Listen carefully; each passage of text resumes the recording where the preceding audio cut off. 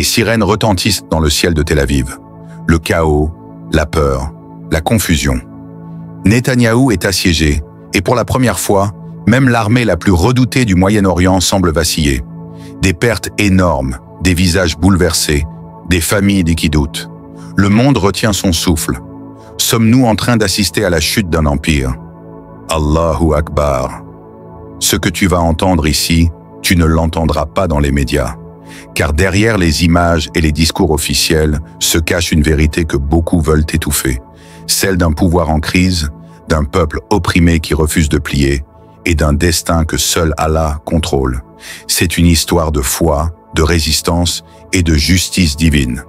Alors avant de plonger dans cette analyse, soutiens la vérité, laisse un like, commente Palestine si tu es du côté de la justice et partage cette vidéo. Chaque geste compte. Qu'Allah protège nos frères et sœurs de Gaza. Écris Palestine libre dans les commentaires pour montrer qu'on ne les oublie pas. Tout a commencé à l'aube du 7 octobre 2023. Un matin paisible, presque sacré. En Israël, les familles se préparaient à célébrer Simchat Torah, une fête de joie et de prière. Dans le désert du Negev, le silence régnait, seulement troublé par le vent chaud qui glissait entre les tentes. Mais à Gaza, derrière les murs du blocus, d'autres se levaient dans l'ombre. Des hommes, jeunes pour la plupart, le cœur brûlant de foi et de douleur, se préparaient à frapper un système qui les avait enfermés depuis des décennies. À 6h30, les premières sirènes retentirent. En quelques minutes, le ciel s'embrasa. Des centaines de roquettes s'élevèrent, traçant des lignes de feu au-dessus du sud d'Israël. Les habitants de Sderot, d'Ashkelon et de Beersheva coururent vers les abris, sans comprendre que l'histoire venait de basculer. Pendant que les roquettes fendèrent le ciel, des groupes armés traversèrent la frontière. Certains volaient en parapente, d'autres fonçaient sur des motos ou dans des camionnettes modifiées. Les barrières de sécurité, réputées infranchissables, tombèrent en moins de 2 heures. Des postes militaires furent submergés, des bases réduites au silence. L'armée israélienne, connue pour son organisation et sa technologie, se retrouva désorientée, incapable de répondre à la rapidité et à la précision de l'attaque. Ce jour-là, Israël parla de chaos, de trahison, de surprise totale. Mais à Gaza, ce fut un cri sorti des profondeurs de la souffrance, celui d'un peuple enfermé depuis 17 ans, privé de liberté, d'eau, d'électricité et d'espoir. Pour eux, ce n'était pas une simple attaque, c'était un message au monde, un rappel qu'un peuple opprimé finit toujours par se lever. Le ciel du Moyen-Orient s'illumina ce jour-là, non seulement de feu et de fumée, mais du sentiment qu'un tournant venait de s'écrire dans l'histoire. Les chiffres ont frappé Tel Aviv comme une onde de choc. En quelques semaines, plus de 1000 soldats israéliens avaient péri. Des bases entières, jadis symboles de la puissance militaire du pays, gisaient en ruine. Les images montraient des blindés carbonisés, des avant-postes désertés et des familles en larmes. Le mythe d'une armée invincible s'effritait sous les yeux du monde. Le fameux système Iron Dome, vanté comme un bouclier infaillible, avait échoué à protéger la nation. Des dizaines de roquettes avaient traversé son champ de défense, rappelant qu'aucune technologie ne peut rivaliser avec la volonté d'un peuple décidé à survivre. La guerre révéla alors un paradoxe cruel.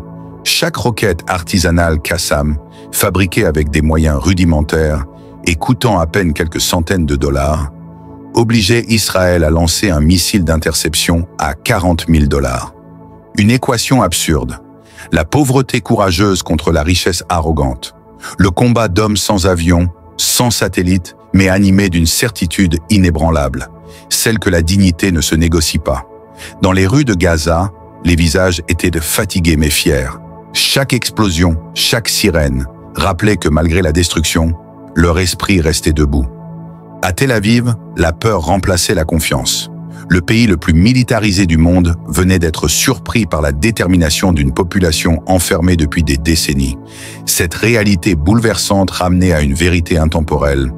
Combien de petites armées ont vaincu de grandes armées par la permission d'Allah? Surat al-Baqarah, verset 249. Le combat de David contre Goliath se rejouait, non pas dans les légendes, mais sous les cieux du Moyen-Orient. Et cette fois, c'est la foi, non la force, qui semblait prendre le dessus. Mais la guerre ne se jouait pas seulement à Gaza. Tandis que les bombes tombaient sur l'enclave assiégée, un autre front s'ouvrait au cœur d'Israël, plus silencieux, mais tout aussi dévastateur, celui du doute.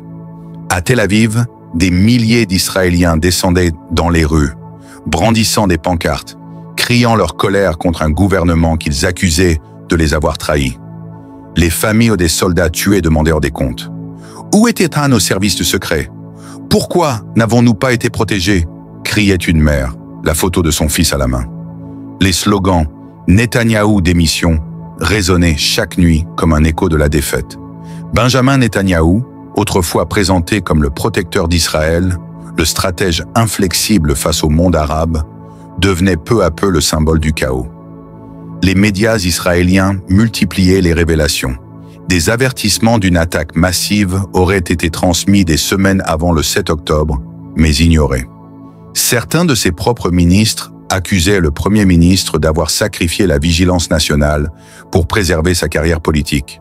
Les fissures dans le gouvernement s'élargissaient, transformant la scène politique israélienne en champ de bataille interne. Dans les casernes, le moral des troupes chutait. Des soldats, usés par des mois de combat, écrivirent des lettres à leurs familles. L'une d'elles, retrouvée dans les décombres de Gaza, fit le tour des réseaux sociaux.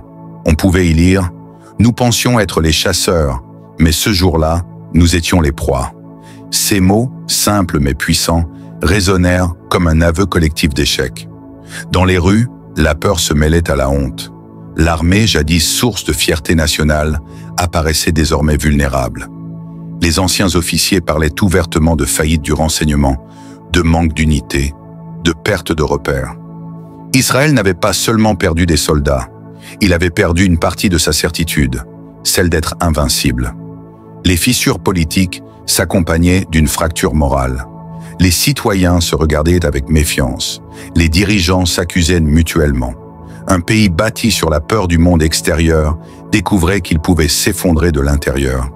Pour la première fois depuis des décennies, Israël tremblait, non pas à cause d'une menace venue de Gaza, mais à cause de son propre reflet. Le choc n'était plus militaire, il était psychologique. Et dans ce chaos intérieur, un murmure montait. Le roi est nu. Mais derrière les ruines et les cris, il y a un sens que seuls ceux qui croient peuvent percevoir. Rien n'arrive sans la permission d'Allah. À travers chaque douleur, chaque perte, il envoie un signe. Les peuples puissants croient dominer le monde par la force de leurs armes, leurs alliances et leurs technologies, mais la justice d'Allah finit toujours par les rattraper. Aucun empire ne dure éternellement, aucune armée ne peut éteindre la lumière de la foi. Gaza n'est pas seulement un champ de bataille, c'est un miroir de notre époque, un rappel vivant que la victoire ne se mesure pas en territoire, mais en patience et en constance. Sous les ruines, des voix s'élèvent encore pour dire « La ilaha illa Allah ». Dans les ruelles détruites, des enfants apprennent à lire le Coran à la lueur d'une bougie. Des mères, au milieu des décombres, murmurent des invocations, le cœur plein de douleur, mais aussi d'espérance. Chaque larme versée à Gaza est un témoignage de foi. Chaque prière récitée sous les bombes est une victoire sur le désespoir. Car l'âme du croyant ne peut être détruite, même quand tout autour de lui s'effondre. Allah nous rappelle dans le Saint-Coran « Ne pense pas qu'Allah soit inattentif à ce que font les injustes. Il leur accorde seulement un délai jusqu'au jour où leurs regards se figeront. » Sourate Ibrahim, verset 42. Cette parole résonne comme une promesse divine. Les injustes peuvent croire qu'ils gagnent, mais leur victoire n'est qu'une illusion. Le temps d'Allah est parfait, et sa justice est inévitable. Ainsi Gaza demeure plus qu'un lieu de souffrance. C'est le symbole du sabre, de la foi inébranlable et de la certitude que la promesse d'Allah est vérité. La force des croyants ne se voit pas dans leurs armes, mais dans leur capacité à se relever encore et encore, jusqu'à ce que la justice d'Allah triomphe sur terre. Pendant que les drones sillonnent le ciel de Gaza, que les bombes transforment les quartiers en poussière, un autre mouvement, invisible mais puissant, traverse la planète. Le monde se réveille, des millions de musulmans, d'Indonésie au Maroc, sortent dans les rues, le cœur uni par une même douleur et une même prière. Des foules entières lèvent les mains vers le ciel, invoquant la miséricorde d'Allah pour la Palestine. Les drapeaux verts, rouges, blancs et noirs s'élèvent au-dessus des têtes, comme un rappel que l'âme d'un peuple ne peut être réduite au silence. Sur les réseaux sociaux, la vérité brise les murs de la propagande. Là où les médias attestent les crimes, les images circulent, les témoignages se multiplient, les visages d'enfants sous les décombres deviennent les symboles d'une résistance universelle. Les jeunes, de Paris à Jakarta, partagent, dénoncent, prient ensemble. Assez, plus jamais le silence. Cette phrase devient un cri mondial, un serment collectif contre l'injustice. L'Occident continue de parler de sécurité, de droit à se défendre, mais de plus en plus de voix répondent « et le droit à vivre, et le droit d'exister ».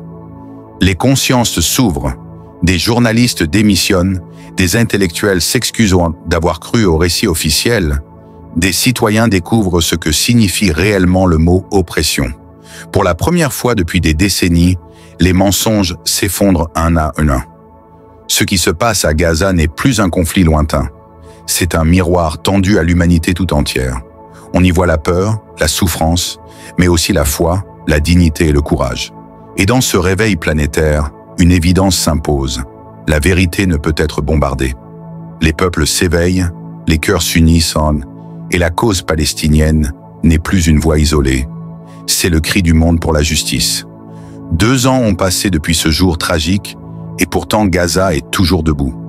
Malgré les ruines, malgré la faim, malgré le siège, la vie continue de pousser entre les pierres. Dans les ruelles éventrées, on entend encore des voix d'enfants réciter le Coran, leurs regards tournés vers le ciel, leurs lèvres prononçant des versets que même les bombes ne peuvent en faire taire. Chaque maison détruite devient une école de patience. Chaque tombe un rappel que la foi est plus forte que la peur. Derrière chaque cri, il y a un écho de foi. Derrière chaque prière, une promesse. Le monde peut détourner les yeux, les puissants peuvent fermer leurs frontières, mais Allah, lui, voit tout, entend tout, et jamais il n'abandonne les opprimés. Le temps des hommes est limité, mais la justice d'Allah, elle, ne connaît ni délai ni oubli. Ceux qui croient que la victoire appartient à la force n'ont rien compris à la vérité du destin. La vraie victoire se trouve dans la constance, dans la sabre, dans la certitude qu'Allah ne laisse jamais une larme versée sans raison. Et viendra un jour, par la permission d'Allah, où les sirènes ne hurleront plus pour annoncer la guerre, mais pour célébrer la paix. Ce jour-là, les mères de Gaza verront leurs fils grandir sans peur, les mosquées résonneront de rires d'enfants, et les cieux, longtemps couverts de fumée, retrouveront la clarté de l'aube. Les drapeaux se lèveront non plus pour pleurer, mais pour remercier. Ce jour viendra, car Allah ne ment jamais dans ses promesses.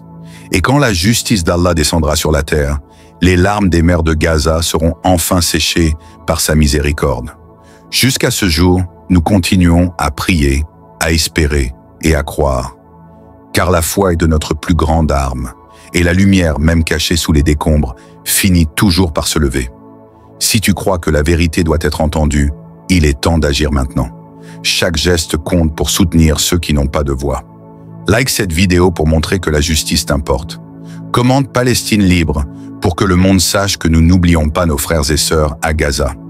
Partage cette vidéo pour que la voix des opprimés se fasse entendre au-delà des frontières et des médias qui taisent la vérité. Abonne-toi à Oual Musulmane pour des analyses profondes qui mêlent foi, histoire et vérité et qui te permettent de comprendre les événements autrement, loin des mensonges et de la propagande. Ensemble, faisons résonner la justice et la lumière de la vérité.